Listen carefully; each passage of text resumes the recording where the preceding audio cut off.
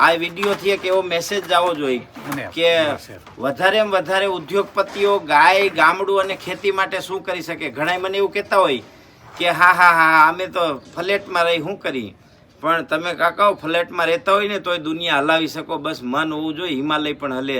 એવા સરસ મજાના ઉદ્યોગપતિઓ અમારી સામે છે.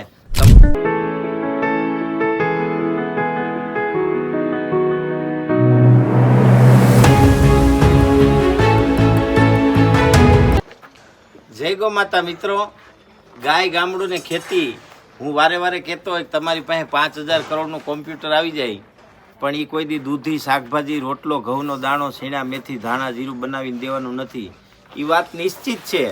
અને એનું ઉદાહરણ પ્રેરણા સ્ત્રોત આજે અમારી પાસે અમદાવાદથી એક શ્રેષ્ઠીજનો આવ્યા છે, જેમણે એટલા સરસ ભગવાને વૈભવ સંપત્તિ દીધા છે કે સારી રીતે સારી લાઈફ જીવી શકે, પરિવાર સાથે આનંદથી રહી શકે, ક્યારેય ક્યાંય લાંબો હાથ ન કરવો પડે એટલું ભગવાને સુખ દીધું છે. જેની પાસે 500 વીઘા જમીન હોય એનાથી વધારે સુખ આ જીવનમાં કાંઈ હોય નહીં. મારી વ્યાખ્યા સુખની, પછી સુખની વ્યાખ્યા બધાયની જુદી જુદી હોય, એ તમે સમજી ગયા. મારે કાંઈ કહેવું નથી.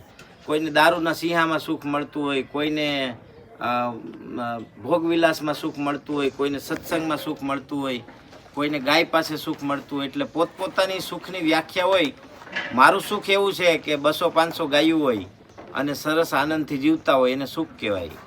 તો એવા સુખી માણસો શાંતિ અને આરોગ્યની શોધમાં નીકળ્યા છે અને સરસ મજાનું આયોજન કર્યું છે. એફપીઓ બનાવ્યો છે, ઉદ્યોગપતિઓનો એફપીઓ.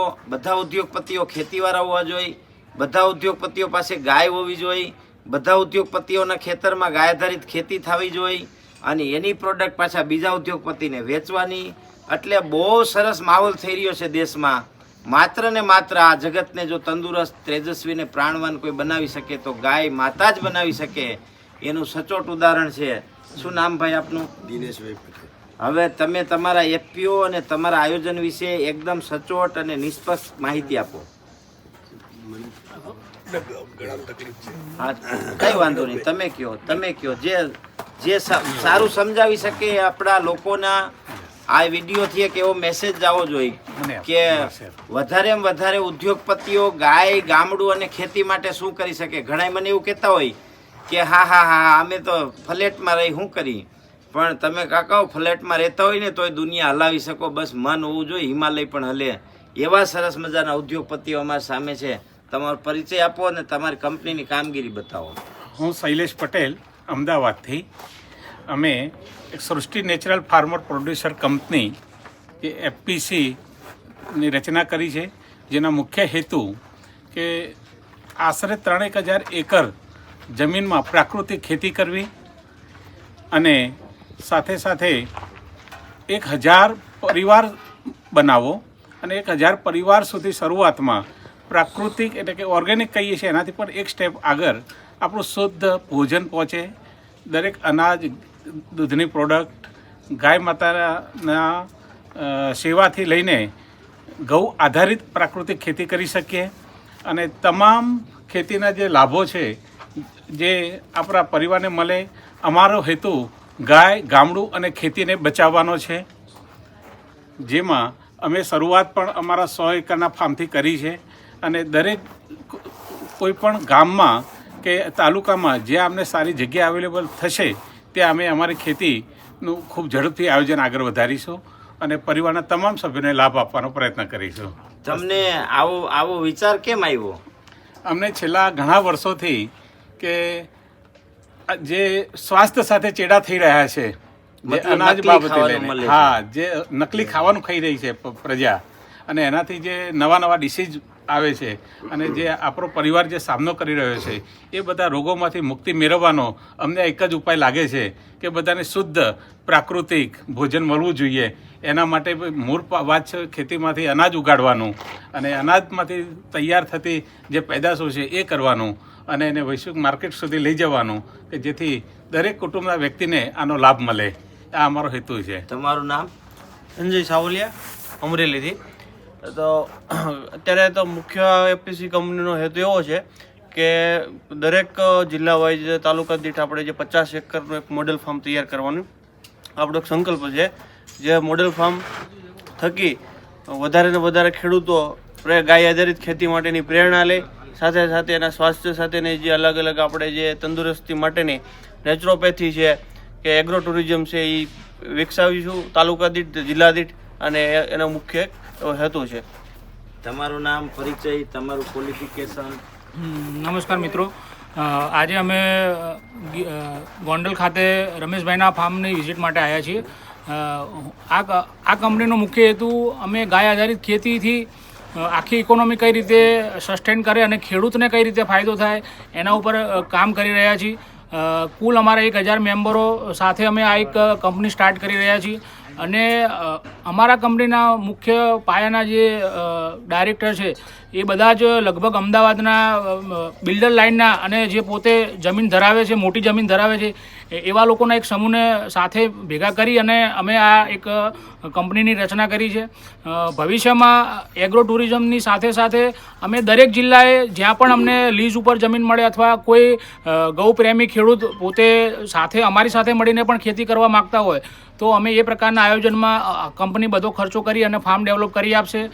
અને ગાય આધારિત ખેતીથી જે પણ પ્રોડક્ટ સીધી ગ્રાહક સુધી પહોંચે એના માટે વેલ્યુ એડિશનથી લઈ અને માર્કેટિંગ સુધીની તમામ વ્યવસ્થા અમે આ કંપની અંતર્ગત કરી રહ્યા છીએ. આ પ્રસંગે રમેશભાઈએ અમને ખૂબ સરસ માર્ગદર્શન આપ્યું છે અને ખાસ તો એમના એગ્રો ટુરિઝમના કોન્સેપ્ટને સમજવા માટે આજે અમે એમની વિઝિટ પર આવ્યા છીએ. જય ગૌ માતા. તમારું નામ? રેહાંગ પટેલ. શું કરો રાત અમદાવાદ? અત્યારે હું ગામડે હળદરની ખેતી કરું છું, પ્રાકૃતિક. બહુ સરસ. તમારું નામ? ભૌમિક નાઈ છે. હું ઓટોમોબાઈલ એન્જિનિયર છું. ક્યાં રહ્યો છો?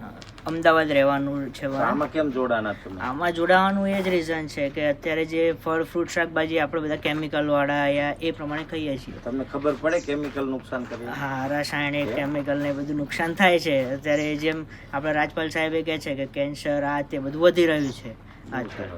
તો એના રિગાર્ડિંગ તમે અત્યારે કરો છો હું?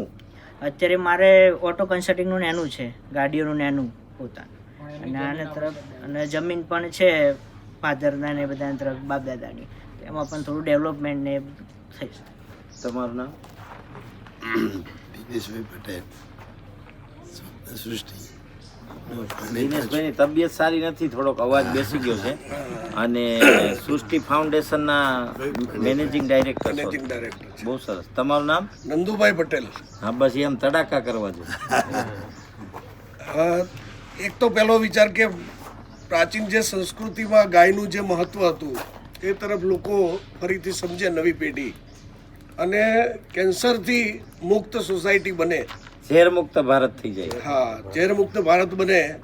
કારણ કે આપણને બધી જ રીતે એક ખબર પડે છે કે જે કંઈ ઝેરી તત્વો આવે છે આપણા ખોરાકમાંથી આવે છે અને એના કારણે અનેક રોગો એ ફેલાતા જાય છે, જે અસાધ્ય રોગો, જેમ કે કેન્સર એ અત્યારે મોટામાં મોટું દૂષણ આગામી 10 વર્ષમાં એવું લાગે છે કે ઘેર ઘેર કેન્સર હશે. નંબર છે કસ્ટમર? તો આ વસ્તુને દૂર કરવી હશે તો પ્રાકૃતિક ખેતી તરફ જવું જ પડશે.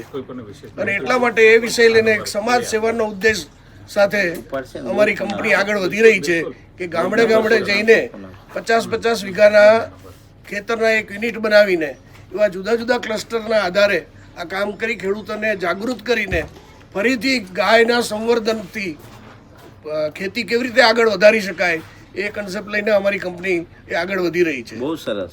મારું નામ વિઠ્ઠલભાઈ હિરજીભાઈ વસોયા, ગામ ઘોઘાવદર, તાલુકો ગોંડલ, જિલ્લો રાજકોટ.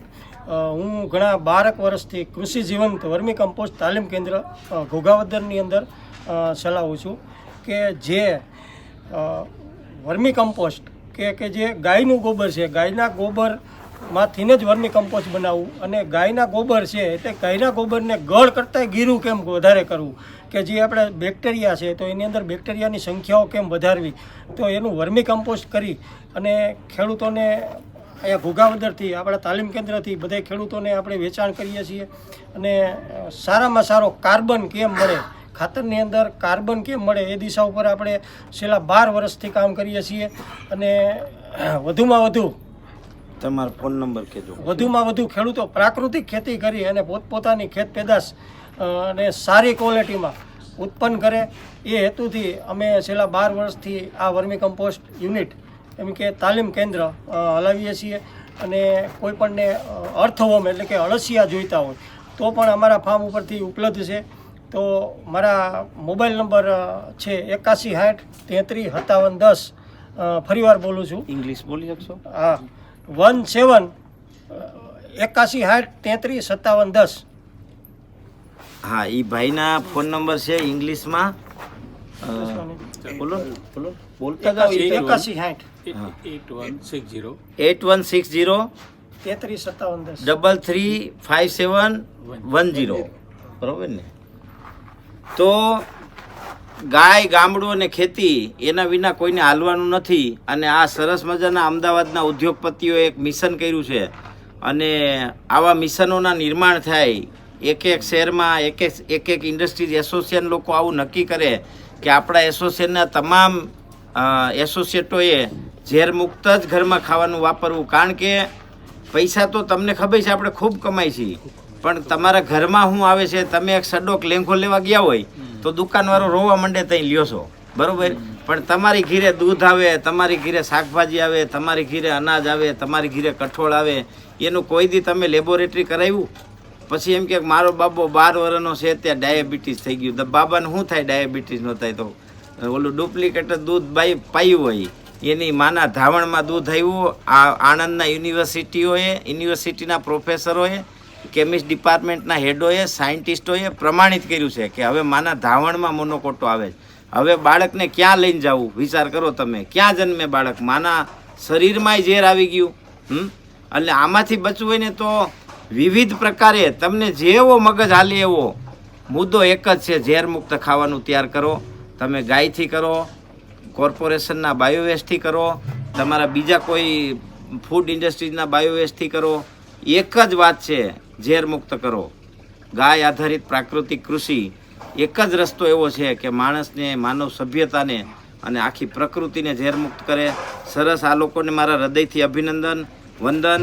અને તમે જો અમદાવાદમાં રહેતા હોય અને તમે આ સંસ્થામાં જોડાવા માગતા હોય કે કાંઈ પ્રોડક્ટ મેળવવા માગતા હોય તો આ એનો નંબર છે, આ એનું બ્રોશર છે. આખો નંબર તમે વાંચી લ્યો અને સારી રીતે જોડાવ. તમે પણ આ એક ટીમનો હિસ્સો બનો અને તમે બીજી ટીમોનું નિર્માણ કરો એવી ભાવના સાથે. વંદે ગો માતરમ. ભારત માતા કી જય.